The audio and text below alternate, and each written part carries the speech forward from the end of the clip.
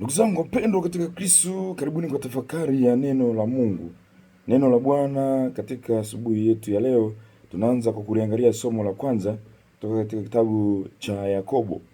Hiki ni kitabu kilichoandikwa kutoa mwongozo kwa jamii ya Wakristo, ndugu zangu wa mwanzo, hasa juu ya fundisho la kuhusu neema na matendo, imani na matendo, neema na matendo ya sheria, kwa kanisa ambalo lilikuwa katika hatua zake za uchanga na lilikuwa likisumbuliwa na madhulumu mbalimbali toka kwa maadui wa nje, na pia lilikuwa likijitahidi kuyapatia msingi mafundisho makuu ya imani. Katika sehemu tunayoisikia leo, Yakobo anatambua mateso ya hawa Wakristo na majaribu waliokuwa wanayapitia, na pia juu ya changamoto kama za umaskini walizokuwa wanazipata. Wakristo hawa walikuwa wakiishi kama jumuiya ndogo kati ya wengi mwanzoni walikuwa wapagani wakaongokea Ukristo. Changamoto walioipata Wakristo ni kwamba walitengwa kwa sababu ya dini yao. Hawakupata kuwapatia ajira, walinyang'anywa ardhi yao na wakakosa kuwatetea. Hivyo walikumbwa na jaribu la kutaka kuacha dini yao na kutaka kuacha imani yao kwa sababu walikosa ajira. Pengine katika kuajiriwa lazima uwe na kitambulisho ambacho kinaonyesha kwamba unaabudu Mungu fulani. Hivyo Yakobo anawaandikia akisema kwamba hayo ni majaribu tu, wasikubali yawafanye wakati tamaa, yasiwafanye waache Ukristo ili waajiriwe, wavumilie, ni majaribu tu, ni mapito tu. Yote hayo yana mwisho wake, yanakuja kuisha tu na kupita katika maisha. Kwa hiyo wasiwe na wasiwasi, lakini wawe na imani mpaka ile ahadi ya Kristo itimie. Wawe imara, wasikubali kusombwa na upepo wa namna hiyo. Wawe na hekima kutambua kwamba vitu vya dunia hii na utajiri wake vina mwisho, vinaisha. Tumeona wengi wakiwa na mali wakijivuna nazo, na wengine hata wakati mwingine hata hawasali, lakini mwishoni vimeisha tu. Ndugu zangu, fundisho hili la Yakobo ni la uhalisia mkubwa, kwa sababu hadi leo changamoto hasa za umaskini ni sababu ya watu wengi kukubali kumtumikia shetani. Tumewahi kuona wengi kutokana na umaskini wao wamekubali kutumikia shetani. Tupo tayari kufanya matendo ya ushetani kwa sababu tunaogopa umaskini. Tunaona mali zikiisha, matajiri wakubwa wanakwenda na kuwaachia wengine mali zao ambazo pengine hata hazikuwasaidia wao wenyewe. Wanaziacha hizo mali na wengine wanaenda kuzitumia, ambao hata hawakuhusika hata kuzitafuta. Wanabaki nazo tena wanazitapanya tu. Wengine wanakuwa na watoto ambao hata hawana uwezo wa kumiliki zile mali ambazo zimeachwa. Wameishia tu kuzitapanya, hata miaka miwili haikuisha baada ya kifo cha wazazi wao.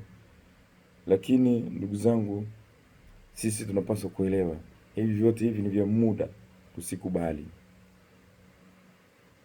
Uwe na imani. Jua kwamba imani ni muhimu kuliko kitu chochote. Imani ndio kila kitu. Tunapaswa tusiogope changamoto. Changamoto zitatokea, maisha yatakuja ya kutupiga dhoruba, lakini shika imani yako, usiyumbishwe. Cha furaha ni kwamba Mungu hatakubali, lazima atakupa usaidizi tu. Ndugu zangu, tukisikiliza changamoto kama hizi, hakika na sisi tunajua kwamba tunakutana na watu wengi wanaojivuna na mali zao, wanaoringa, wanaoturingia mali zao, lakini sisi tusiogope. Sisi turingie imani yetu katika matendo na wala tusio na wasiwasi. Katika somo la Injili tumesikia Yesu akikataa kutoa ishara kwa Mafarisayo kwa sababu alijua kwamba walikuwa wanamjaribu na kumchezea tu, na hata pengine angetoa ishara wasingeamini. Na hivyo na kwetu sisi, ndugu zangu, Yesu anatoa ishara kila siku. Yanayotokea kwa wenzetu ni ishara kwetu. Wapo wengi walioshindwa kuvumilia majaribu yaletwayo na changamoto mbalimbali kama umaskini, wakaishia kwenda kuabudu miungu. Wakaishia kutumia njia za uovu kama wizi, kudhulumu mali za wengine, kudhulumu mirathi hata ya mayatima, kugushi vyeti na kuiba mali za watu. Lakini sasa hivi wako wapi? Mali imewafikisha wapi? Ndugu zangu, haya yote iwe ishara kwetu ya kuijenga imani yetu. Tusipoyaona haya kama ishara ya kujenga imani yetu, sisi basi tusitegemee cha ziada. Tutakuwa tukitaka tu pengine mbingu ifunguke, tuone Yesu anashuka kama njiwa. Kumbe ishara nyingi zipo ambazo Mungu anazifanya kupitia wenzetu, na sisi tunataka ishara nyingine. Tutaishia kuwa kama Mafarisayo. Kila kinachotokea kwa mwenzako ni somo lako, ni somo. Upo darasani, Mungu anakufundisha uweze kujifunza, uweze kukomaza imani yako. Nakutakia siku njema. Mwenyezi Mungu akubariki na kukulinda, Baba na Mwana na Roho Mtakatifu. Amina. Na kukumbusha shajara yetu ya Sali Mubashara bado zipo za kutosha kabisa. Jipatie nakala yako. Chini kwenye tafakari yangu ya kuandika nitaweka namba hapa. Wale wa Dodoma, wale wa Dar es Salaam, na namba ya kijana wangu ambaye ukimpigia muda wote atakutumia popote ulipo. Jipatie nakala yako. Moshi Bookshop pia zimeshafika. Dodoma zipo, Dar es Salaam zipo, na wale pia Singida zipo. Jipatie nakala yako.